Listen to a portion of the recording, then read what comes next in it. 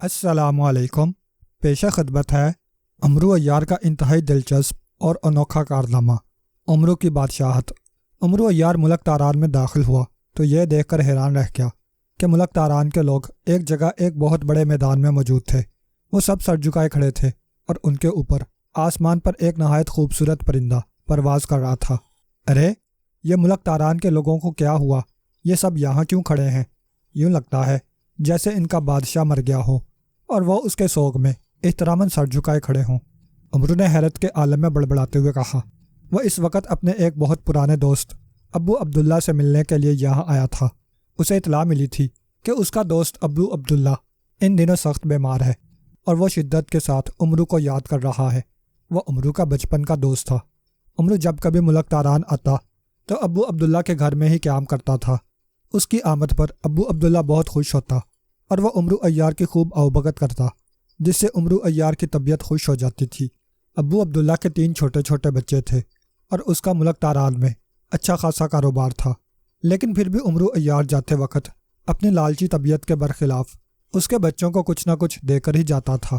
اس لیے اب جیسے ہی امرو کو ابو عبداللہ کے بیمار ہونے کی خبر ملی، امرو عیار اسی وقت اس کی طرف روانہ ہو گیا، اور جب وہ ملک تاران میں داخل ہوا تو ایک عجیب منظر دیکھا۔ ملک تاران کی ساری رعایا ایک بڑے میدان میں جمع تھی اور سر جھکائے کھڑی تھی۔ وہ سب بالکل خاموش تھے، جبکہ آسمان پر ایک نہایت خوبصورت پرندہ ان کے سروں پر اڑتا پھر رہا تھا۔ کیا ہوا ہے بھائی؟ کیا اس ملک کا بادشاہ یا وزیر مر گیا ہے جو تم اس طرح یہاں خاموش کھڑے ہو؟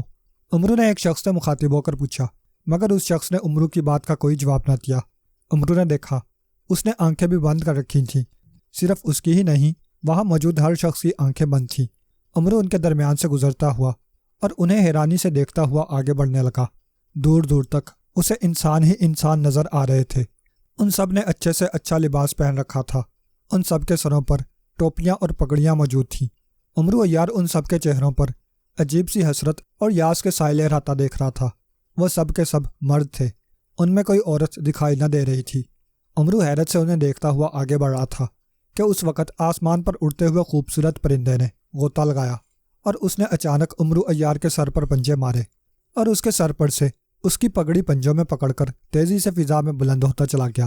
ارے میری پگڑی پرندہ لے گیا، پکڑو اسے۔ امرو عیار پرندے کو اپنی پگڑی لے جاتے دیکھ کر بری طرح سے چلا اٹھا۔ اس کی چیختی ہوئی آواز سن کر لوگوں نے آنکھیں کھول دی اور چونک چونک کر اس کی طرف دیکھنے لگے۔ مبارک ہو، مبارک ہو۔ اچانک لوگوں نے اس کی طرف دیکھ کر خوشی سے نعرے لگانے شروع کر دیے۔ تم لوگوں کا دماغ خراب ہو گیا ہے، وہ احمق پرندہ میرے سر پر سے میری پگڑی، میری عزت اتار کر لے گیا ہے، اور تم مجھے مبارکباد دے رہے ہو۔ امرو نے ان کی طرف دیکھتے ہوئے غصیلے لہجے میں کہا۔ پگڑی سر پر سے اترنے کی وجہ سے اس کا گنجا سر دھوپ میں کسی انڈے کے چھلکے کی طرح چمکنے لگا تھا۔ وہ احمق پرندہ نہیں، ہما پرندہ ہے، مقدس پرندہ۔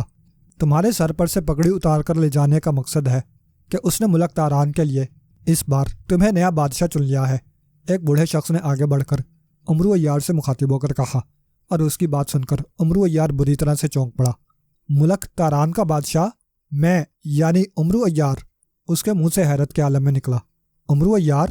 تو تمہارا نام امرو عیار ہے؟ بوڑھے نے پوچھا۔ ہاں، میرا نام خواجہ امرو عیار ہے، مگر تم یہ کیا کہہ رہے ہو کہ پرندہ میرے سر پر سے میری پگڑی اتار کر لے گیا ہے، جس کا مطلب ہے کہ اس نے مجھے تمہارا نیا بادشاہ چن لیا ہے۔ امرو نے اپنے سر پر ہاتھ پھیرتے ہوئے حیرت زدہ لہجے میں کہا، ہاں خواجہ امرو عیار، ہم سب یہاں اس بڑے میدان میں اپنے ملک کا نیا بادشاہ چننے کے لیے ہی جمع ہوئے تھے۔ اسی مقصد کے لیے ہم نے مقدس ہما کو اڑا رکھا تھا۔ تم دیکھ رہے ہو ہر شخص کے سر پر امامے، پگڑیاں اور ٹوپیاں ہیں۔ مقدس ہما کو جو شخص پسند آتا ہے وہ اس کے سر پر سے ٹوپی، پگڑی یا امامہ اتار کر لے جاتا ہے۔ اس سے ہمیں معلوم ہو جاتا ہے کہ اس نے ہمارا نیا بادشاہ چن لیا ہے۔ بوڑھے نے سر ہلاتے ہوئے کہا، اور امرو عیار کا منہ حیرت سے کھل گیا۔ مگر کیوں؟ کیا سچ مچ تمہارے ملک کا بادشاہ مر گیا ہے جو تم سب یہاں نئے بادشاہ کو چننے کے لیے جمع ہوئے تھے؟ امرو نے حیرت سے پوچھا۔ ہمارا بادشاہ مرا نہیں تھا، اس کی بادشاہت کی مدت ختم ہو گئی تھی، اس لیے ہم نیا بادشاہ منتخب کرنے کے لیے یہاں آئے تھے۔ بوڑھے نے جواب دیا۔ بادشاہ کی مدت ختم ہو گئی تھی؟ کیا مطلب؟ میں کچھ سمجھا نہیں۔ امرو نے اس کی بات سن کر اور زیادہ حیران ہوتے ہوئے کہا، یہ سب باتیں آپ کو محل میں جا کر معلوم ہو جائیں گی۔ بادشاہ سلامت، میں اس ملک کا وزیر اعظم ہوں، میرا نام ارسلان ہے، اور میں آپ کو ملک تاران کا نیا بادشاہ منتخب ہونے پر مبارکباد دیتا ہوں۔ اس بوڑھے نے کہا، اور پھر اس نے وہاں ڈنکے کی چوٹ پر اعلان کروانا شروع کر دیا کہ مقدس ہما نے ان کے لیے جس بادشاہ کو چنا ہے اس کا نام خواجہ عمرو عیار ہے۔ لوگوں نے خوش ہو کر زور زور سے بادشاہ عمرو عیار، بادشاہ عمرو عیار زندہ باد کے نعرے لگانے شروع کر دیے۔ پھر کچھ لوگوں نے عمرو عیار کو اٹھا کر اپنے کندھوں پر بٹھا لیا اور بادشاہ عمرو عیار زندہ باد کے نعرے لگاتے ہوئے دیوانہ وار رقص کرنے لگے۔ عمرو عیار کی شکل حیرت سے بگڑی ہوئی تھی۔ وہ یہاں اپنے دوست ابو عبداللہ کی خبرگیری کے لیے آیا تھا کہ بھرے مجمع میں ہما نامی مقدس پرندہ اس کے سر پر سے اس کی پگڑی اتار کر لے گیا، اور لوگوں نے اسے ملک تاران کا بادشاہ منتخب کر لیا تھا۔ اور اب وہ بادشاہ عمرو زندہ باد کے نعرے لگاتے ہوئے اور عمرو کو کاندھوں پر اٹھائے شور مچاتے اور رقص کرتے ہوئے شاہی محل کی طرف جا رہے تھے، اور عمرو عیار کی حالت ایسی ہو رہی تھی جیسے کسی الو کو پکڑ کر دھوپ میں بٹھا دیا گیا ہو۔ عمرو عیار کی زنبیل دنیا کے بڑے بڑے خزانوں سے بھری پڑی تھی۔ ایک محتاط اندازے کے مطابق اس کی زنبیل میں اس وقت 1,00,000 سے زیادہ بادشاہوں کا خزانہ موجود تھا، اور اس خزانے سے وہ دنیا کے کسی بھی ملک میں اپنی نئی اور بہت بڑی سلطنت بنا سکتا تھا، اور وہاں کا بادشاہ بن کر عیش و آرام کی زندگی بسر کر سکتا تھا۔ لیکن عمرو عیار کی فطرت میں لالچ کے ساتھ ساتھ مہم جوئی، جادوگروں، جنوں اور دیووں کو ہلاک کرنا اور ان کی دولت حاصل کرنا تھا۔ اس لیے اس نے کبھی خواب میں بھی نہ سوچا تھا کہ وہ کسی ملک کا بادشاہ بن جائے گا اور تخت نشین ہو کر ایک جگہ پڑا حکم چلاتا رہے۔ اس سے اس کی شخصیت مجروح ہو جاتی تھی، اور پھر وہ عمرو عیار سے صرف بادشاہ عمرو عیار ہی بن کر رہ جاتا، جو عمرو عیار کو کسی بھی صورت میں منظور نہ تھا۔ اس وقت بھی جب اسے جلوس کی شکل میں شاہی محل میں لایا گیا، اسے بادشاہوں والا لباس پہنایا گیا، اور جب اسے تخت پر بٹھا کر اس کے سر پر تاج رکھا گیا تو اسے کسی قسم کی کوئی خوشی محسوس نہ ہو رہی تھی۔ وہ خاموش تھا۔ اس کی وجہ وزیر اعظم ارسلان تھا، جس نے عمرو عیار سے راستے میں ایک بات کہی تھی۔ راستے میں عمرو نے وزیر اعظم ارسلان کو بتایا تھا کہ وہ یہاں ملک بغداد سے صرف اپنے دوست کی خبر لینے کے لیے آیا تھا جو بیمار ہے۔ عمرو نے وزیر اعظم ارسلان سے کہا کہ وہ اپنا اعلان واپس لے لے اور کسی اور کو اپنے ملک کا بادشاہ بنا لے۔ وہ بادشاہ نہیں بننا چاہتا، جس پر وزیر اعظم نے اس سے کہا کہ مقدس ہما پرندے نے اسے بادشاہ منتخب کیا ہے، اس لیے 1 ماہ کے لیے اب اسے ہر حال میں ملک تاران کا بادشاہ بن کر رہنا پڑے گا۔ اگر اس نے بادشاہ بننے سے انکار کیا تو اسے سرِ عام سلی پر لٹکا دیا جائے گا۔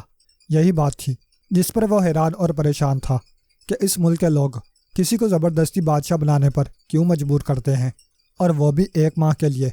1 ماہ بعد اس بادشاہ کے ساتھ کیا ہوتا تھا؟ کیا وہ مر جاتا تھا یا کوئی اسے مار دیتا تھا؟ مگر کیوں؟ اگر ایسی بات تھی تو لوگ بادشاہ بننے کے لیے میدان میں کیوں جمع ہوتے تھے؟ 1 ماہ کی مدت کے لیے لوگ بادشاہ بننے کے لیے کیوں اس قدر حسرت لیے ہوئے ہیں؟ یہ عجیب اور پراسرار سی باتیں تھیں جنہیں جاننے کے لیے عمرو عیار بےتاب ہو رہا تھا۔ اس لیے وہ خاموش ہو گیا تھا۔ جب اسے شاہی محل میں لا کر لباس پہنا دیا گیا اور تخت پر بٹھا کر اس کی تاج پوشی کی رسم ادا کر دی گئی تو دربار میں موجود وزراء اور امراء اپنی اپنی نشستوں پر اپنی اپنی حیثیت کے مطابق بیٹھ گئے۔ وزیر اعظم ارسلان نے اٹھ کر عمرو عیار سے تمام وزراء اور درباریوں کا تعارف کرانا شروع کر دیا۔ عالم پناہ کا اقبال بلند ہو، آج سے آپ ہمارے بادشاہ ہیں، اور پورے 1 ماہ تک ہم آپ کے محکوم رہیں گے۔ آپ کے ہر حکم کی تعمیل کرنا ہم پر اور ہماری رعایا پر فرض ہے۔ آپ جو حکم دیں گے اس کی بجا آوری کے لیے ہم سر دھڑ کی بازی لگا دینے سے بھی گریز نہیں کریں گے۔ عالم پناہ، ہم نے آپ کو تخت پر بٹھا کر آپ کی تاج پوشی کر دی ہے، اور پورے ملک میں آپ کی بادشاہت کا اعلان کر دیا گیا ہے۔ اس خوشی میں پورے ملک میں 3 روز کے لیے چراغاں کیا جائے گا اور ہر طرح کی خوشی منائی جائے گی۔ اگر آپ اس دربار میں کوئی کمی محسوس کر رہے ہیں یا آپ کی کوئی خواہش ہو تو ارشاد فرمائیے تاکہ ہم آپ کی خواہش پوری کر سکیں۔ وزیر اعظم ارسلان نے عمرو عیار کے سامنے جھکتے ہوئے نہایت مؤدبانہ لہجے میں کہا، ہم جو حکم دیں گے تم اسے پورا کرو گے؟ عمرو نے اس کی طرف غور سے دیکھتے ہوئے پوچھا۔ ضرور عالم پناہ، میں ہی کیا، یہ سارا دربار اور ملک تاران کی رعایا آپ کے ہر حکم کی تعمیل کرے گی۔ وزیر اعظم ارسلان نے کہا، سوچ لو، ایسا نہ ہو کہ ہم تمہیں کوئی حکم دیں اور تم اس کی تعمیل نہ کر سکو۔ عمرو نے کسی خیال کے تحت اس سے کہا، اگر آپ حکم دیں تو میں اپنی گردن بھی کاٹ کر آپ کے قدموں میں رکھ سکتا ہوں۔ بادشاہ سلامت، وزیر اعظم نے نہایت سنجیدگی سے کہا اور اپنے پہلو سے لٹکی ہوئی میان سے تلوار نکال کر اپنی گردن پر رکھ لی، اور اس کی تابع داری دیکھ کر عمرو عیار حیران رہ گیا۔ ٹھیک ہے، تو پھر ہمارا حکم ہے کہ تم اور سب درباری اپنے اپنے لباس اتار دو، عمرو عیار نے منہ بناتے ہوئے احمقانہ لہجے میں کہا، اور اس کا یہ عجیب و غریب حکم سن کر وزیر اعظم سمیت تمام درباریوں کے چہروں پر حیرت ابھر آئی، مگر یہ دیکھ کر عمرو عیار کی حیرت کی انتہا نہ رہی کہ اس کا حکم پاتے ہی سب درباری اپنی اپنی جگہوں سے اٹھ کھڑے ہوئے تھے، اور انہوں نے بغیر کسی چون چرا کیے اپنے اپنے لباس اتارنا شروع کر دیے تھے۔ ارے اپنے سارے کپڑے مت اتارنا، اپنے زیر جامے رہنے دینا، عمرو نے بوکھلا کر کہا۔ وزیر اعظم سمیت سب وزراء اور درباریوں نے اپنے اپنے لباس اتار دیے۔ اب ان کے زیریں حصوں پر زیر جاموں کے علاوہ کچھ نہ تھا۔ ان کے ننگ دھڑنگ بدن دیکھ کر عمرو عیار کے لبوں پر بے اختیار مسکراہٹ ابھر آئی۔ اور کوئی حکم عالم پناہ؟ وزیر اعظم نے سنجیدہ لہجے میں پوچھا۔ اب تم سب ناچنا شروع کر دو۔ رمبا سمبا ناچ دیکھے ہوئے مجھے ایک عرصہ ہو گیا ہے۔ آج میں وزیروں اور درباریوں کا رمبا سمبا رقص دیکھ کر اپنا دل بہلانا چاہتا ہوں، عمرو عیار نے کہا، اور وزیر اور سب درباری پریشان ہو کر ایک دوسرے کی شکلیں دیکھنے لگے، مگر ان میں سے کسی ایک میں بھی اتنی جرأت نہ ہوئی کہ وہ بادشاہ عمرو عیار کے حکم کے خلاف کوئی لفظ بھی زبان سے نکالتا۔ انہوں نے عجیب و غریب انداز میں ہاتھ پاؤں مارتے ہوئے اچھلنا کودنا شروع کر دیا۔ وہ اس قدر احمقانہ انداز میں رقص کر رہے تھے کہ عمرو عیار انہیں اس طرح رقص کرتے دیکھ کر کسی بھی طرح اپنی ہنسی نہ روک سکا۔ وزیر اعظم ارسلان بھی عمرو کے سامنے ناچنے والے انداز میں ہاتھ پاؤں مار رہا تھا۔ بس رک جاؤ، تم احمقوں کو ناچنا بھی نہیں آتا۔ ہم کبھی سوچ بھی نہیں سکتے تھے کہ ہم جس ملک کے بادشاہ بنیں گے اس ملک کے وزیر اور درباری اس قدر احمق اور بے وقوف ہوں گے کہ اپنے بادشاہ کو خوش کرنے کے لیے اچھی طرح ناچنا بھی نہیں جانتے۔ عمرو نے غصے میں آتے ہوئے کہا، عالم پناہ، ہم کوشش تو کر رہے ہیں۔ وزیر اعظم ارسلان نے کولہے مٹکاتے ہوئے جلدی سے کہا، کیا خاک کوشش کر رہے ہو؟ بند کرو یہ واہیات رقص اور سب کے سب مرغے بن جاؤ اور زور زور سے بانگیں دینا شروع کر دو۔ عمرو عیار نے انہیں اپنا حکم سناتے ہوئے کہا، اور وہ سب رک کر پریشان نظروں سے وزیر اعظم کی جانب دیکھنے لگے۔ وزیر اعظم ارسلان کے چہرے پر بھی پریشانی اور حیرت کے ساتھ ساتھ تھکن نظر آ رہی تھی۔ اس نے ہونٹ بھینچتے ہوئے کوئی اشارہ کیا جس پر تمام وزراء اور درباری اپنی اپنی جگہوں پر مرغے بنتے چلے گئے، اور پھر انہوں نے مرغوں کی طرح زور زور سے بانگیں دینا شروع کر دیں۔ وزیر اعظم بھی مرغا بننے لگا، مگر عمرو عیار نے اسے روک دیا۔ تم بوڑھے آدمی ہو وزیر اعظم ارسلان، مرغا بن کر تم بوڑھوں کی طرح بانگ دو گے تو تمہاری بانگ بھی بوڑھی اور کمزور ہوگی، اس لیے تم رہنے دو، عمرو نے کہا، اور وزیر اعظم کے چہرے پر قدرے اطمینان نظر آنے لگا، جبکہ دوسرے درباری اور وزراء احمقوں کی طرح مرغے بنے مسلسل بانگیں دے رہے تھے۔ وزیر اعظم، ہمارے شاہی خزانے میں اس وقت کتنی دولت موجود ہے؟ اچانک عمرو عیار کو خیال آیا اور اس نے چونک کر وزیر اعظم سے پوچھا۔ کسی خیال کے تحت اس کی آنکھوں میں ایک عجیب سی چمک ابھر آئی تھی۔ اس کا جواب تو وزیر خزانہ احسان ہی دے سکتا ہے حضور، وزیر اعظم نے جواب دیتے ہوئے کہا۔ وزیر خزانہ احسان کو ہمارے سامنے حاضر کیا جائے، عمرو نے بادشاہوں کی طرح تحکمانہ لہجے میں کہا، اور وزیر اعظم نے سر ہلا کر مرغا بنے ایک وزیر کو آواز دی۔ وہ ایک قداور اور نہایت موٹا شخص تھا۔ اس کی مونچھیں بے حد بڑی بڑی اور خوفناک تھیں۔ رقص کرنے اور مرغا بن کر بانگیں دینے کی وجہ سے اس کا جسم پسینے سے شرابور ہو رہا تھا، اور اس کے چہرے پر بے بسی اور تھکن نظر آ رہی تھی۔ وزیر اعظم کا حکم پا کر وہ اٹھ کر جلدی سے عمرو عیار کے سامنے آ گیا اور جھک کر اسے شاہی انداز میں سلام کرنے لگا۔ وزیر خزانہ احسان، ہم جاننا چاہتے ہیں کہ ہمارے شاہی خزانے میں اس وقت کتنی دولت موجود ہے اور کس شکل میں ہے، عمرو نے اس سے پوچھا۔ عالم پناہ، شاہی خزانے میں اس وقت 60 لاکھ سے زیادہ سونے کی سرخ مہر والی اشرفیاں، 20 لاکھ سبز مہر والی اشرفیاں، 15 لاکھ عام سونے کی اشرفیاں موجود ہیں۔ اس کے علاوہ 1,10,000 ہیرے، 50,000 سرخ ہیرے اور 2 لاکھ سے زائد زر و جواہرات شاہی خزانے میں موجود ہیں، اس نے مؤدبانہ لہجے میں کہا، اور عمرو عیار کی آنکھوں میں موجود چمک کئی گنا بڑھ گئی۔ بہت خوب، تمہارے پاس اپنی کتنی دولت ہے؟ عمرو نے اس سے پوچھا۔ میرے پاس 10,000 سرخ مہر والی اشرفیاں ہیں عالم پناہ، اور وزیر خزانہ احسان عمرو کو اپنی دولت کا حساب بتانے لگا۔ عمرو نے وزیر اعظم سے اس کی دولت کا پوچھا تو اس نے بھی عمرو کو اپنی دولت کا حساب بتا دیا۔ عمرو نے مرغا بنے دوسرے درباریوں اور وزیروں کو بھی اٹھنے کا حکم دیا اور ان سے بھی ان کی دولت کا حساب مانگنے لگا۔ وہ بیچارگی اور بے بسی سے عمرو کو اپنی دولت کا حساب بتاتے چلے گئے۔ بہت خوب، تم سب لوگ خاصے امیر کبیر ہو، اچھا خاصا مال اکٹھا کر رکھا ہے تم لوگوں نے۔ میں بادشاہ عمرو عیار تم سب کو حکم دیتا ہوں کہ تم سب اپنی اپنی دولت اور خزانے میرے حضور پیش کرو۔ عمرو عیار نے کہا، اور اس کا حکم سن کر ان سب کے چہرے تاریک ہوتے چلے گئے۔ مگر عالم پناہ، وزیر اعظم نے کچھ کہنا چاہا۔ مگر کیا تم میرے حکم کی سرتابی کرو گے؟ عمرو نے غصے سے کہا، نہیں بادشاہ سلامت، ہمیں اتنی ضرورت کہاں کہ ہم آپ کے حکم کی سرتابی کر سکیں۔ وزیر اعظم نے گھبرا کر کہا، تو پھر جاؤ، ہم نے جو حکم دیا ہے اسے پورا کرو، تب تک کے لیے دربار برخاست کیا جاتا ہے۔ عمرو نے کڑکدار لہجے میں کہا، اور درباری اور وزراء سر جھکا کر تھکے تھکے قدم اٹھاتے ہوئے دربار سے نکلتے چلے گئے، اور عمرو بھی تخت پر سے اٹھ کھڑا ہوا۔ عمرو عیار اس وقت بے حد خوش نظر آ رہا تھا۔ بیٹھے بٹھائے اسے ملک تاران کی بادشاہت مل گئی تھی، اور اب اس کے ہاتھ ایک بہت بڑا خزانہ آنے والا تھا۔ اس نے سوچ لیا تھا کہ وہ شاہی خزانے سمیت نہ صرف تمام وزیروں اور درباریوں کی دولت ہتھیا لے گا، بلکہ سپہ سالار اور وزیر اعظم کو حکم دے گا کہ ملک تاران کی رعایا سے بھی ان کی دولت شاہی دربار میں منگوائی جائے۔ وہ سونے چاندی کی جگہ ایک نیا سکہ جاری کرے گا جو چمڑے کا ہوگا۔ آج کے بعد وہاں کا لین دین چمڑے کے سکوں پر ہوا کرے گا۔ عمرو کا خیال تھا کہ وہ بادشاہ بن ہی گیا ہے تو کیوں نہ اپنی بادشاہت کا صحیح فائدہ اٹھائے۔ اچھی خاصی دولت اکٹھی کر کے وہ راتوں رات یہاں سے نکل جائے گا، اور اسے جانے سے بھلا کون روک سکے گا۔ وہ اس وقت اپنی آرام گاہ میں تھا۔ کمرہ بے حد قیمتی ساز و سامان سے آراستہ تھا۔ عمرو نے سونے چاندی کے برتنوں کو دیکھا تو ان پر مربکوں کی طرح ٹوٹ پڑا، اور پھر اس نے وہاں موجود تمام قیمتی اشیاء اٹھا کر اپنی زمیل میں ڈال لیں اور آرام دہ پلنگ پر لیٹ گیا۔ وہ آنکھیں بند کیے انہی خیالوں میں کھویا ہوا تھا کہ اچانک اسے قدموں کی آواز سنائی دی۔ اس نے چونک کر آنکھیں کھول لیں۔ وہ اس کا دربان تھا جو کمرے میں داخل ہو کر اسے کورنش بجا رہا تھا۔ کیا بات ہے، کیوں آئے ہو؟ عمرو نے اس کی طرف دیکھ کر کڑکتے ہوئے پوچھا۔ عالم پناہ سے شہزادی صاحبہ ملاقات کا شرف حاصل کرنے آئی ہیں، دربار نے مؤدبانہ لہجے میں کہا۔ شہزادی صاحبہ؟ کون شہزادی؟ کیسی شہزادی؟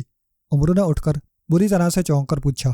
شہزادی صاحبہ کا نام شہزادی راسانہ ہے عالم پناہ، دربار نے اسی طرح مؤدب انداز میں کہا، اور عمرو عیار کے چہرے پر حیرت کے بادل تیرنے لگے۔ پیش کیا جائے، عمرو نے دبنگ لہجے میں کہا، اور دربان سر ہلا کر الٹے قدموں کمرے سے باہر نکلتا چلا گیا۔ اب یہ شہزادی راسانہ کہاں سے ٹپک پڑی؟ یہ کون سے ملک کی شہزادی ہے اور مجھ سے کیوں ملنا چاہتی ہے؟ عمرو پریشانی کے عالم میں بڑبڑایا۔ اسی وقت کمرے میں بھینی بھینی خوشبو پھیل گئی۔ عمرو نے سر اٹھا کر دیکھا۔ کمرے میں ایک نہایت حسین شہزادی داخل ہو رہی تھی جس نے زرق برق لباس پہن رکھا تھا۔ وہ اس قدر خوبصورت تھی کہ عمرو عیار اس کی طرف دیکھتا ہی رہ گیا۔ شہزادی کے چہرے پر سنجیدگی اور دکھ کے آثار دکھائی دے رہے تھے، لیکن اس کے باوجود اس کے چہرے پر بلا کا حسن اور نکھار تھا۔ شہزادی راسانہ بادشاہ عمرو عیار کی خدمت میں سلام پیش کرتی ہے۔ شہزادی راسانہ نے شاہی طرز پر عمرو کے سامنے جھک کر اسے سلام کرتے ہوئے مترنم لہجے میں کہا، ہم نے تمہارا سلام قبول کیا اچھی شہزادی، ادھر آؤ ہمارے قریب اور ہمیں بتاؤ کہ تم کون ہو اور کہاں سے آئی ہو۔ عمرو نے پلنگ سے اٹھ کر کھڑے ہوتے ہوئے شہزادی راسانہ سے کہا، اور شہزادی راسانہ چھوٹے چھوٹے قدم اٹھاتی ہوئی اس کے قریب آ گئی۔ میں شہزادی راسانہ ہوں عالم پناہ، اور اسی محل میں رہتی ہوں۔ میں یہاں کے بڑے بادشاہ شاہ ارسلان کی بیٹی ہوں۔ شہزادی راسانہ نے کہا، بڑا بادشاہ شاہ ارسلان؟ یہ تم کیا کہہ رہی ہو شہزادی؟ اس ملک کا بادشاہ تو میں ہوں۔ یہ بڑا بادشاہ شاہ ارسلان کون ہے؟ جہاں تک مجھے یاد ہے ارسلان نامی بوڑھا اس ملک کا وزیر اعظم ہے، عمرو نے کہا۔ اس کے لہجے میں حیرت تھی۔ وہی میرے والد ہیں بادشاہ سلامت، اور وہی اس ملک کے اصلی اور بڑے بادشاہ ہیں۔ وہ تو کسی مجبوری کی وجہ سے وزیر اعظم بنے ہوئے ہیں۔ یہ کہہ کر شہزادی راسانہ نے دونوں ہاتھوں میں اپنا چہرہ چھپا لیا اور رونے لگی، جبکہ عمرو عیار شہزادی راسانہ کی بات سن کر دنگ رہ گیا تھا کہ اس ملک کا اصلی بادشاہ وزیر اعظم خود ہے۔ او اچھی شہزادی، رو مت، مجھے بتاؤ شاہ ارسلان کو ایسی کیا مجبوری آن پڑی تھی کہ وہ بادشاہ کا منصب چھوڑ کر وزیر اعظم بنا ہوا ہے، اور یہ اس ملک میں ہر ماہ بادشاہ کیوں تبدیل کر دیا جاتا ہے؟ یہ عجیب و غریب اور پراسرار چکر میری سمجھ میں نہیں آ رہا۔ عمرو نے سچ مچ بری طرح سے الجھے ہوئے لہجے میں کہا، اس سارے پراسرار چکر کے پیچھے سینگوں والے گاٹال جادوگر کا ہاتھ ہے بادشاہ سلامت۔ शहजादी रासाना ने रोते हुए बताया। और गाटाल जादूगर के नाम पर अमरू अय्यार बुरी तरह से उछल पड़ा। उसकी आंखें हैरत से फैलती चली गईं।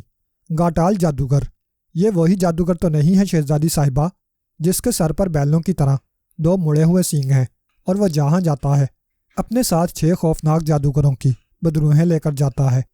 अमरू ने गौर से शहजादी रासाना की तरफ देखते हुए पूछा। उसके चेहरे पर गाटाल जादूगर का नाम सुनकर गुस्सा और उलझन नजर आने लगी थी। असल में गाटाल नामी जादूगर से अमरू अय्यार तिलिस्म मुशरबा में एक मार्के के दौरान टकरा चुका था। गाटाल जादूगर बहुत बड़ा और इंतहाई ताकतवर जादूगर था, जो शहनशाह अफरासियाब का दस्ते राज था। उस जादूगर ने 6 जादूगरों की बदरूहें अपने कब्जे में कर रखी थीं, जो उसकी हिफाजत करती थीं।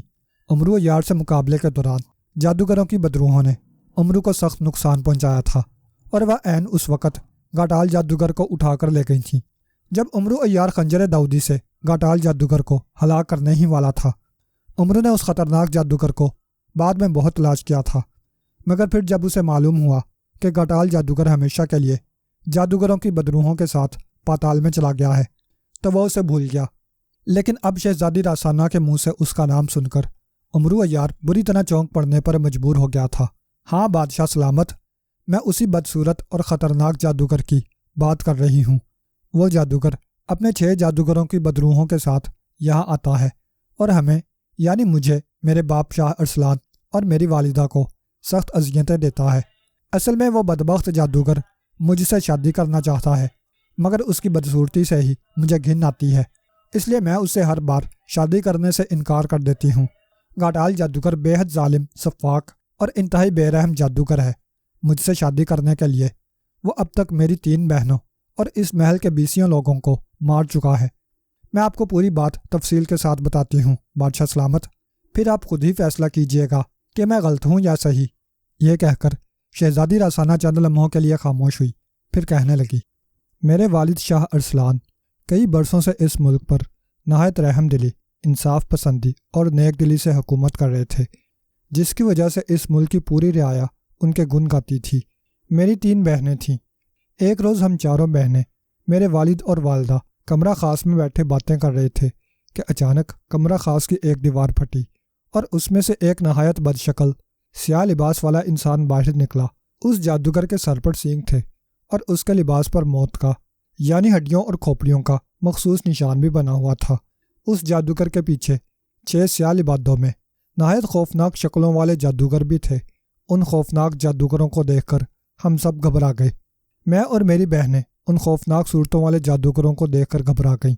मेरे वालिद ने हौसला करके उन जादूगरों से पूछा कि वो कौन है और बग़ैर इजाज़त उनके कमरा ख़ास में आने की उनकी हिम्मत क्यों कर हुई, जिस पर सींगों वाले जादूगर ने ज़ोरदार कहके लगाने शुरू कर दिए। उसने नहायत खौफनाक लहजे में कहा कि वो दुनिया का सबसे बड़ा और ताकतवर जादूगर गाटाल जादूगर है और वो शहजादी रासाना यानी मुझसे शादी करना चाहता है। उसकी बात सुनकर मेरा बाप उस पर सख्त गज़बनाक हुआ। उन्होंने दीवार से लटकी हुई तलवार उतारी ताकि वो उस जादूगर को हलाक कर दें, मगर उस वक़्त सींगों वाले जादूगर ने उनकी तरफ हाथ करके ज़ोर से झटका तो बादशाह सलामत के हाथ में मौजूद तलवार जलकर राख हो गई। बादशाह सलामत ने दूसरी तलवार पकड़ना चाही तो सींगों वाले जादूगर ने उस तलवार को भी अपने जादू से राख बना डाला। तब मेरे बाप ने ताली बजाकर कमरा ख़ास के मुहाफिजों को अंदर बुला लिया। खौफनाक जादूगरों को देखकर मुहाफिज नेज़े लेकर उनकी तरफ बढ़े, मगर उसी लम्हे सींगों वाले जादूगरों के साथ मौजूद स्याह लिबास वाले 2 जादूगर अपनी जगह से उछले और दोनों मुहाफिजों पर आन पड़े। हमने दोनों मुहाफिजों के जिस्म स्याह होते देखे। उन जादूगरों ने मुहाफिजों पर अपना साया डालकर एक लम्हे में जलाकर राख कर डाला था। बादशाह सलामत और हम ये खौफनाक मंजर देखकर कांप उठे। फिर बादशाह सलामत ने वहाँ दूसरे मुहाफिजों को पुकारना शुरू कर दिया। चंद ही लम्हों में हमारे कई मुहाफिज अंदर आ गए, मगर सींगों वाले जादूगर के साथी जादूगरों ने उछल उछल कर उन पर अपना साया डालना शुरू कर दिया। वो जिस मुहाफिज पर अपना साया डालते वो मुहाफिज एक लम्हे में जलकर राख हो जाता। तब सींगों वाले जादूगर ने कहा कि बादशाह सलामत बिला वजह अपने मुहाफिजों को बुलाकर हलाक ना कराए। वो गाटाल जादूगर है और उसके साथ उसकी मुहाफिज जादूगरों की बदरूहें हैं। उनके मुकाबले पर पूरी की पूरी फौज भी आ जाए तो ये उन्हें एक लम्हे में जलाकर राख कर डालेंगे। इसलिए बेहतर है कि शहजादी रासाना को उसके हवाले कर दिया जाए। مگر میرے باپ نے اس کی ایک نہ مانی۔ تب وہ آگے بڑھا اور اس نے میری ایک بہن شہزادی سارا کو پکڑ لیا۔ شہزادی سارا اس کے ہاتھ میں بری طرح سے چیخنا چلانے لگی۔ ہم نے بھی خوفزدہ انداز میں چیخنا چلانا شروع کر دیا، مگر گاٹال جادوگر یہ کہتا ہوا وہاں سے غائب ہو گیا کہ وہ شہزادی سارا سے زبردستی شادی کرے گا اور پورے 1 ماہ بعد واپس آئے گا۔ اگر بادشاہ سلامت شہزادی راسانہ سے اس کی شادی کے لیے راضی نہ ہوا یا شہزادی راسانہ نے خود اس کے ساتھ شادی کرنے کی حامی نہ بھری تو وہ میری دوسری بہن یعنی شہزادی زارا کو لے جائے گا۔ اس کے غائب ہوتے ہی پورے محل میں کوہرام مچ گیا۔ میرے باپ نے شہزادی سارا اور گاٹال جادوگر کی تلاش میں ہر طرف سپاہی دوڑا دیے۔ کمرہ خاص کی وہ دیوار بھی توڑوائی گئی جس میں سے گاٹال جادوگر اپنے ساتھی جادوگروں کی بدروحوں کے ساتھ آیا تھا، مگر نہ ہی گاٹال جادوگر کا پتہ چلا اور نہ شہزادی سارا کا۔ پھر 1 ماہ بعد گاٹال جادوگر میری خوابگاہ میں آیا۔ اس کے ساتھ اسی طرح اس کے ساتھی جادوگروں کی بدروحیں تھیں۔ اسے دیکھ کر میں بری طرح سے خوفزدہ ہو گئی اور بری طرح چیخنا چلانے لگی۔ میری چیخیں سن کر پہلے تو محافظ اندر آئے جنہیں جادوگروں کی بدروحوں نے ایک لمحے میں اپنا سایہ ان پر ڈال کر راکھ بنا دیا۔ پھر میرے ماں باپ اور دوسری بہنیں بھی وہاں پہنچ گئیں۔ اس جادوگر کو دیکھ کر میرا باپ اس پر سخت برہم ہوا اور اس سے پوچھا کہ ان کی بیٹی شہزادی سارا کہاں ہے، جس پر اس نے کہا کہ اس نے شہزادی سارا کو ہلاک کر دیا ہے اور وہ 1 ماہ بعد آئے گا۔ اگر وہ شہزادی راسانہ کی شادی اس سے کر دے تو ٹھیک ہے، ورنہ وہ شہزادی زارا کو اپنے ساتھ لے جائے گا۔ میرے باپ نے اس کی بات نہ مانی اور وہ واقعی میری دوسری بہن کو اپنے ساتھ لے گیا۔ اسی طرح وہ تیسری بار آیا اور میرے باپ کے انکار کرنے پر میری تیسری بہن کو بھی اپنے ساتھ لے گیا۔ اس بار میرے باپ نے اس جادوگر کے خاتمے کے لیے میرے کمرے میں بہت سے سپاہی تعینات کر رکھے تھے، مگر اس بدبخت جادوگر نے اور اس کی ساتھی جادوگر بدروحوں نے ان کا بھی خاتمہ کر دیا۔ میں اپنی بہنوں کو کسی طور پر اس جادوگر کے قبضے میں نہ جانے دیتی، لیکن نہ جانے کیا بات تھی، جب وہ جادوگر میرے سامنے آتے میں ان سے اس قدر خوفزدہ ہو کر گنگ ہو جاتی کہ جیسے میرے حلق میں میری آواز بند ہو کر رہ جاتی تھی۔ وہ ایک ایک کر کے میری تینوں بہنوں کو اپنے ساتھ لے گیا اور ہر بار کی طرح اس بار بھی ہم نے ہر طرف سپاہی بھیجے، مگر اس جادوگر کا اور میری تیسری بہن کا بھی کچھ پتہ نہ چل سکا۔ پھر ایک روز دربار میں ایک نیک بزرگ آئے۔ میرے باپ کو انہوں نے پریشان دیکھا تو انہوں نے ان سے پریشانی کا سبب پوچھا، جس پر میرے باپ نے روتے ہوئے انہیں تمام ماجرا کہہ سنایا۔ نیک بزرگ ان کی بات سن کر سخت پریشان ہوئے۔ انہوں نے محل کے ایک ایک کونے میں جا کر دم کرنا شروع کر دیا اور کہا کہ اب گاٹال جادوگر اپنی مرضی سے یہاں نہیں آ سکتا۔ نیک بزرگ نے میرے باپ کو ملک کی بادشاہت سے دستبردار ہونے کا مشورہ دیتے ہوئے کہا کہ اس ملک میں کچھ عرصہ کے لیے نیا بادشاہ مقرر کر دیا جائے۔ انہوں نے میرے باپ کو مقدس ہما پرندہ دیا کہ ہر ماہ وہ ملک تاران کی رعایا کو ایک جگہ جمع کرے اور ان کے سروں پر ٹوپیاں یا پگڑیاں ہونا چاہیے۔ مقدس ہما پرندہ جس شخص کی پگڑی یا ٹوپی اتار کر لے جائے اس کو ملک کا بادشاہ بنا دیا جائے، اور 1 ماہ بعد اس بادشاہ کی بادشاہت ختم کر کے دوسرے بادشاہ کو چنا جائے۔ انہوں نے کہا تھا کہ ایک ایسا شخص اس ملک کا بادشاہ منتخب ہوگا جو جادوگروں کا سب سے بڑا دشمن ہوگا۔ اس بادشاہ کے منتخب ہوتے ہی گاٹال جادوگر کے لیے محل کے راستے کھل جائیں گے، اور پھر گاٹال جادوگر اپنے ساتھی جادوگروں کی بدروحوں کے ساتھ یہاں آ کر اس بادشاہ کے ہاتھوں مارا جائے گا۔ میرے باپ نے نیک بزرگ کی بات مان لی، اس لیے یہاں ہر ماہ ایک بادشاہ منتخب کیا جاتا ہے۔ پھر 1 ماہ پورا ہوتے ہی اسے بہت سی دولت دے کر دربار سے رخصت کر دیا جاتا ہے۔ یہ سلسلہ کئی ماہ سے جاری ہے، لیکن ہمارا مطلوبہ بادشاہ ابھی تک نہیں آیا جو ہمیں اس عذاب سے نکال سکے، اور میں ہر نئے بادشاہ کے پاس اس آس سے آ کر انہیں ساری حقیقت بتا دیتی ہوں کہ شاید وہ وہی بادشاہ ہو جس کا ہمیں انتظار ہے۔ مگر ساری تفصیل بتا کر شہزادی راسانہ خاموش ہو گئی اور اس نے ایک بار پھر دونوں ہاتھوں میں اپنا چہرہ چھپا کر رونا شروع کر دیا، اور امرو عیار جو حیرت سے بت بنا شہزادی راسانہ سے یہ عجیب و غریب اور حیرت ناک واقعات سن رہا تھا، اسے روتا دیکھ کر پریشان ہو گیا۔ اس سے پہلے کہ وہ شہزادی راسانہ کو کسی قسم کی تسلی دیتا یا خاموش کراتا، اسی وقت تیز گڑگڑاہٹ کی آواز ابھری۔ اس آواز کو سن کر نہ صرف امرو عیار بلکہ شہزادی راسانہ بھی بری طرح سے چونک اٹھی اور نہایت گھبراہٹ زدہ نظروں سے کمرے کی شمالی دیوار کی جانب دیکھنے لگی۔ گاٹال جادوگر آ رہا ہے، اس کے منہ سے دہشت زدہ آواز نکلی۔ اور عمرو عیار تیزی سے پلٹ کر اس دیوار کی جانب دیکھنے لگا۔ دیوار زور زور سے ہل رہی تھی اور درمیان سے شک ہو رہی تھی۔ یہ دیکھ کر عمرو عیار کے اعصاب تن گئے۔ اس کے چہرے پر غصے اور بے پناہ نفرت کے بادل لہرانے لگے۔ دیوار کو شک ہوتا دیکھ کر شہزادی راسانہ کا چہرہ ہلدی کی طرح زرد پڑ گیا تھا اور اس کی آنکھوں میں بے پناہ خوف پھیل گیا تھا۔ اس سے پہلے کہ دیوار پوری طرح سے شک ہوتی، شہزادی راسانہ نے اچانک دونوں ہاتھوں سے اپنا سر پکڑ لیا اور وہ بری طرح سے لہرانے لگی۔ اس سے پہلے کہ وہ خوف کے باعث بے ہوش ہو کر گرتی، عمرو نے جلدی سے آگے بڑھ کر اسے دونوں ہاتھوں میں تھام لیا۔ شہزادی راسانہ اس کے ہاتھوں میں آتے ہی بے ہوش ہو گئی۔ اسی لمحے دیوار دو حصوں میں تقسیم ہو کر کھلتی چلی گئی۔ پھر اس میں سے پہلے ایک نہایت خوفناک شکل والا جادوگر باہر آیا، جس کے سر پر واقعی مڑے ہوئے سینگ تھے۔ اس جادوگر نے سیاہ رنگ کا لباس پہن رکھا تھا، جس پر سیاہ رنگ کا ایک لبادہ بھی اس کی کمر سے لپٹا ہوا تھا۔ اس جادوگر کے عقب میں دائیں بائیں سیاہ لبادوں میں 6 خوفناک چہروں والے دوسرے جادوگر بھی باہر آ گئے اور پھر پیچھے دیوار برابر ہو گئی۔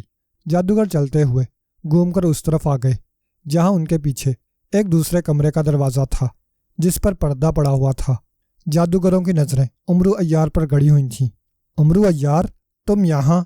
سینگوں والے گھاٹال جادوگر نے عمرو عیار کی طرف دیکھتے ہوئے انتہائی نفرت بھرے لہجے میں کہا۔ محافظ جادوگروں کی بدروہیں سینگوں والے جادوگر کے دائیں بائیں کھڑی ہو گئیں۔ ان کا انداز بے حد متبانہ تھا۔ ہاں میں، تمہاری یادداشت بہت اچھی ہے گھاٹال جادوگر، جو تم نے مجھے فوراً پہچان لیا۔ اچھا ہوا کہ میرے ہاتھوں مرنے کے لیے تم یہاں خود آ گئے۔ تمہاری تلاش میں مجھے بہت زیادہ خوار ہونا پڑا تھا۔ اس وقت تو تم اپنے بدروح محافظ جادوگروں کی وجہ سے میرے ہاتھوں مرنے سے بچ گئے تھے، مگر اب میں تمہیں اور تمہارے محافظ جادوگر بدروحوں کو ہلاک کر دوں گا، کیونکہ تم جیسا شیطان جادوگر ابھی تک اپنی شیطینیت سے باز نہیں آیا۔ اس سے پہلے کہ میں تمہیں اور تمہارے ساتھی جادوگر بدروحوں کو ہلاک کر دوں، مجھے بتاؤ کہ شہزادی راسانہ کی 3 بہنیں کہاں ہیں اور تم نے ان کے ساتھ کیا سلوک کیا ہے؟ عمرو عیار نے گھاٹال جادوگر کی طرف دیکھتے ہوئے انتہائی زہریلے لہجے میں کہا۔ موت مجھے نہیں بلکہ تمہیں یہاں کھینچ کر لائی ہے عمرو عیار۔ طلسم ہوش ربا میں تمہاری عیاری کی وجہ سے تم سے شکست کھا گیا تھا۔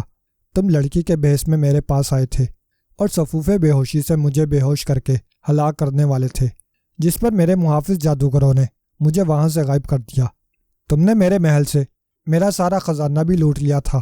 میری مجبوری تھی کہ محافظ جادوگر مجھے پاتال میں لے گئے تھے، ورنہ میں واپس آ کر تمہارا وہ حال کرتا کہ صدیوں تک تمہاری روح میرا نام سن کر لرزتی کانپتی رہتی۔ تم نے مجھے دھوکہ دیا تھا اور مجھے ہلاک کرنے کی کوشش کی تھی، اس لیے میرے دل میں تمہارے لیے سخت نفرت کی آگ جل رہی ہے۔ میں شہزادی راسانہ سے اس کی مرضی سے شادی کرنے کے بعد نہایت طاقتور اور بہت بڑا جادوگر بننے والا ہوں۔ میرے دشمنوں میں سب سے پہلا نام تمہارا ہی ہے۔ میں نے تمہیں ہر قیمت پر مارنے کی قسم کھا رکھی ہے۔ اب میں شہزادی راسانہ کو بعد میں لے جاؤں گا، سب سے پہلے میں تم سے اپنی شکست کا انتقام لوں گا، گھاٹال جادوگر نے بری طرح سے چیختے ہوئے کہا۔ اس کے لہجے میں بے پناہ گھن گرج تھی۔ موت کس کا مقدر بنتی ہے، یہ تو میرے اور تمہارے درمیان ہونے والے مقابلے کے بعد ہی معلوم ہوگا۔ گھاٹال جادوگر، تم نے مجھے مارنے کی قسم کھا رکھی ہے اور میں نے تمہیں مارنے کی۔ اب دیکھتے ہیں کہ کون اپنی قسم پوری کرتا ہے، عمرو نے اسی کے انداز میں کہا۔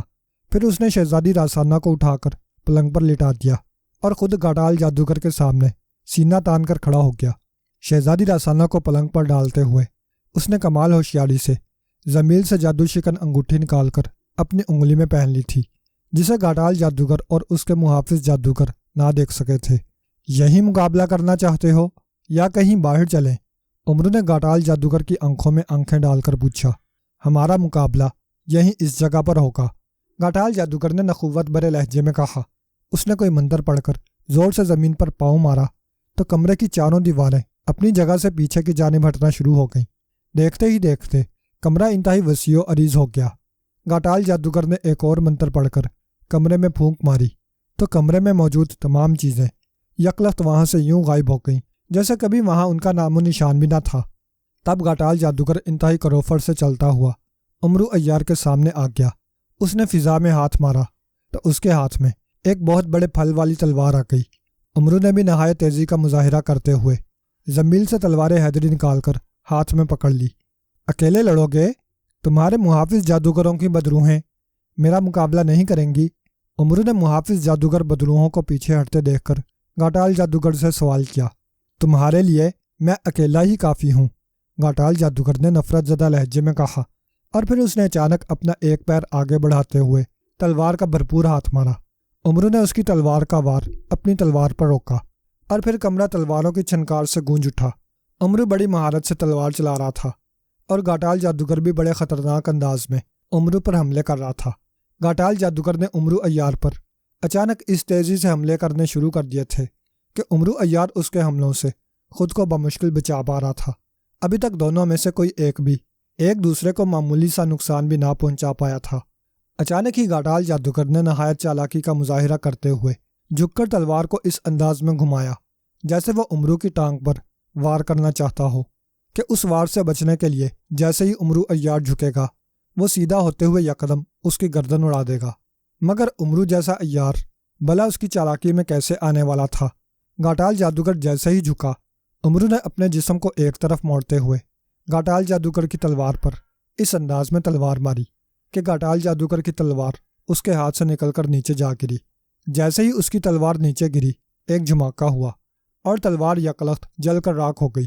امرو نے اس موقع کا فائدہ اٹھا کر جواباً تلوار کا بھرپور وار اس کے سر پر کرنے کی کوشش کی، لیکن گھاٹال جادوگر بھی بے حد چالاک ثابت ہوا۔ اس نے تیزی سے خود کو پیچھے ہٹا لیا اور امرو کی تلوار ہوا میں گھوم کر رہ گئی۔ گھاٹال جادوگر کا چہرہ غیظ و غضب سے سیاہ ہو رہا تھا۔ اس نے پیچھے ہٹتے ہوئے دونوں ہاتھوں کے پنجے پھیلا کر امرو کی جانب کر دیے اور پھر اس نے جیسے ہی انگلیوں کو جھٹکا دیا اس کی انگلیوں کے سروں سے شرارے سے نکلنے لگے اور امرو عیار پر جا پڑے۔ اسی لمحے امرو عیار کے کپڑوں میں آگ لگ گئی، مگر امرو اطمینان سے کھڑا رہا جب تک گھاٹال جادوگر کی انگلیوں سے شرارے نکلتے رہے۔ امرو کے کپڑوں میں آگ لگی رہی اور جیسے ہی گھاٹال جادوگر کی انگلیوں سے شرارے نکلنا بند ہوئے امرو عیار کے لباس پر لگی ہوئی آگ بھی بجھ گئی۔ اس آگ نے نہ ہی امرو کو نقصان پہنچایا تھا اور نہ اس کے لباس کا کوئی حصہ جلا تھا۔ یہ دیکھ کر گھاٹال جادوگر کی آنکھوں میں غصے کے ساتھ بے پناہ حیرت بھی ابھر آئی تھی، جبکہ امرو عیار زہریلے انداز میں مسکرا رہا تھا۔ تمہارا کوئی جادوئی حربہ آج مجھ پر کارگر نہیں ہو سکتا گھاٹال جادوگر۔ آج میں نے نہیں، میرے ہاتھوں تم نے مرنا ہے، اور آج تم اور تمہارے محافظ جادوگر میرے ہاتھوں مرنے سے نہیں بچ سکتے، امرو نے غضبناک لہجے میں کہا، جس پر گھاٹال جادوگر کو اور زیادہ غصہ آ گیا۔ اس نے منتر پڑھ کر امرو پر پھونکنا شروع کر دیا۔ کبھی وہ سر کے بال توڑ کر امرو کی طرف پھینک دیتا جو امرو کی طرف بڑھتے ہوئے ناک بن جاتے، جنہیں امرو تلوار حیدری سے ایک لمحے میں ٹکڑوں میں تبدیل کر دیتا۔ کبھی گھاٹال جادوگر کے منہ سے پتھروں کی بارش ہونے لگتی، کبھی وہ آستین جھٹک کر امرو پر ننھے ننھے زہریلے تینوں کی بارش کر دیتا، اور کبھی وہ غضبناک انداز میں امرو پر آگ کے گولے برسانا شروع کر دیتا۔ مگر ان تمام جادوئی حربوں سے وہ امرو کو معمولی سا بھی گزند نہ پہنچا سکا، اور امرو عیار اس کا کہکے لگا لگا کر مذاق اڑاتا رہا، کیونکہ اس نے جادو شکن انگوٹھی پہن رکھی تھی۔ محافظ جادوگر بدروہو، امرو عیار پر اپنا آتشی سایہ کر کے اسے جلا کر بھسم کر دو۔ اپنا ہر حربہ ناکام ہوتے دیکھ کر گھاٹال جادوگر نے چیخ کر اپنے عقب میں کھڑے ہوئے جادوگر بدروہوں کو حکم دیا۔ اس کا حکم سن کر محافظ جادوگروں نے ایک ساتھ فضا میں ہاتھ بلند کیے۔ دوسرے ہی لمحے وہ سایوں میں تبدیل ہو کر اڑتے ہوئے امرو عیار کی جانب آئے۔ یہ دیکھ کر امرو عیار نے جلدی سے اپنی زنبیل کا منہ کھول دیا۔ چلو زنبیل میں، اس نے کہا۔ دوسرے ہی لمحے فضا میں بلند محافظ جادوگروں کی بدروہوں کو ایک زوردار جھٹکا لگا اور وہ فضا میں پلٹتی ہوئیں ایک ایک کر کے امرو کی زنبیل میں جانے لگیں۔ ارے ارے، یہ کیا ہو رہا ہے؟ رک جاؤ رک جاؤ، ارے میرے محافظ! گھاٹال جادوگر محافظ بدروہوں کو زنبیل میں جاتے دیکھ کر بوکھلا گیا اور بری طرح سے چیختا ہوا امرو کی جانب بڑھا، مگر اس اثنا میں 6 کے 6 جادوگروں کی بدروہیں امرو کی زنبیل میں داخل ہو چکی تھیں، اور امرو عیار نے زنبیل کا منہ ایک جھٹکے سے بند کر لیا تھا، اور گھاٹال جادوگر اپنی جگہ رک کر امرو کی جانب پھٹی پھٹی نظروں سے دیکھنے لگا۔ ہا ہا ہا، گھاٹال جادوگر، تمہارے محافظ جادوگروں کی بدروہوں کو میں نے اپنی زنبیل میں قید کر لیا ہے۔ اب تم اکیلے ہو چکے ہو، اور میں جانتا ہوں کہ محافظ جادوگروں کی بدروہوں کے بغیر تم اب غائب ہو کر کہیں نہیں جا سکتے، کیونکہ تمہارے جادو کی ساری طاقتیں انہی بدروہوں میں تھیں۔ اب میں تمہیں نہایت آسانی سے ہلاک کر سکتا ہوں۔ عمرو نے اس کی جانب دیکھتے ہوئے ایک زوردار کہکا لگاتے ہوئے کہا، اور اس بار گھٹال جادوگر کے چہرے کا رنگ واقعی بدل گیا۔ او، مجھ سے بہت بڑی بھول ہو گئی عمرو عیار، جو میں تمہارے مقابلے پر آ گیا۔ مجھے معاف کر دو۔ میں مان گیا ہوں کہ تم دنیا کے واقعی سب سے زیادہ خطرناک اور انتہائی عیار انسان ہو۔ میں تو کیا، دنیا کا کوئی بڑے سے بڑا جادوگر بھی تمہارا مقابلہ نہیں کر سکتا۔ تم عظیم ہو عمرو عیار۔ میں تم سے وعدہ کرتا ہوں کہ اب میں ہمیشہ ہمیشہ کے لیے پاتال کی سیاہ دلدل میں چلا جاؤں گا اور کبھی لوٹ کر نہیں آؤں گا۔ تب تم مجھے مت مارو اور میرے محافظ جادوگروں کو آزاد کر دو۔ گھٹال جادوگر نے عمرو کی طرف دیکھ کر اس کی منت سماجت کرتے ہوئے کہا، اور عمرو کا کہا اور زیادہ بلند ہو گیا۔ تمہارے پاس کوئی خزانہ ہے؟ اچانک عمرو نے کہا روکتے ہوئے اس سے پوچھا۔ خزانہ؟ ہاں، میرے پاس ایک بہت بڑا خزانہ ہے۔ ٹھہرو، میں ابھی منگواتا ہوں۔ میرا سارا خزانہ تم لے لو اور مجھے اور میرے محافظ جادوگر بدروحوں کو آزاد کر دو۔ گھٹال جادوگر نے بری طرح سے گڑ گڑاتے ہوئے کہا، ساتھ ہی اس نے کوئی منتر پڑھ کر دونوں ہاتھ فضا میں پھیلائے۔ اسی لمحے عمرو کے سامنے زمین پر سیاہ رنگ کا دھواں سا پھیل گیا۔ دھواں چھٹا تو عمرو عیار کے سامنے ایک بہت بڑے خزانے کا ڈھیر پڑا نظر آ رہا تھا، جسے دیکھ کر عمرو عیار کی آنکھیں چمک اٹھیں۔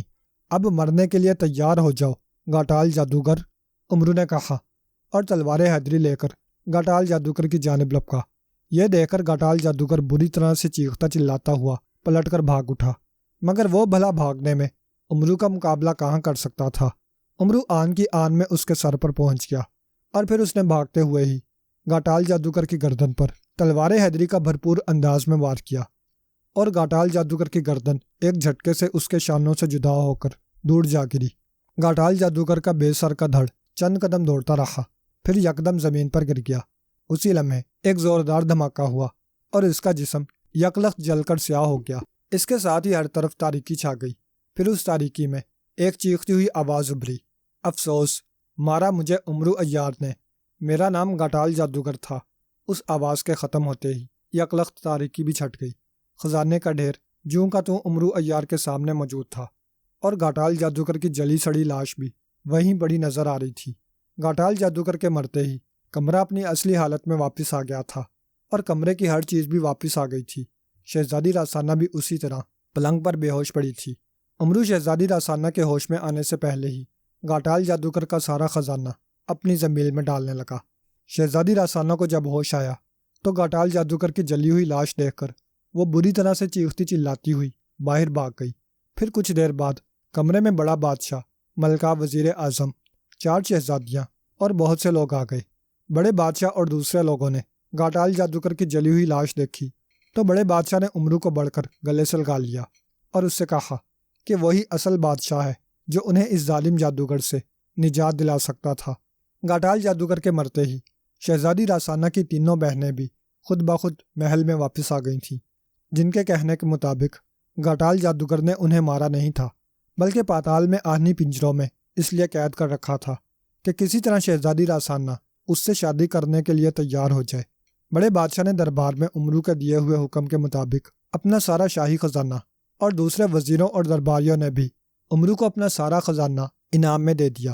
اتنا بڑا خزانہ پا کر بھی عمرو عیار ناخوش تھا، کیونکہ وہ تو اس ملک کا بادشاہ بن کر ساری رعایا سے مال و دولت اکٹھی کرنا چاہتا تھا، مگر اس کا یہ خیال ادھورا ہی رہ گیا تھا۔ وہ کئی روز بادشاہ کا مہمان رہا، پھر وہ اپنے دوست ابو عبداللہ سے ملنے اس کے گھر کی طرف روانہ ہو گیا۔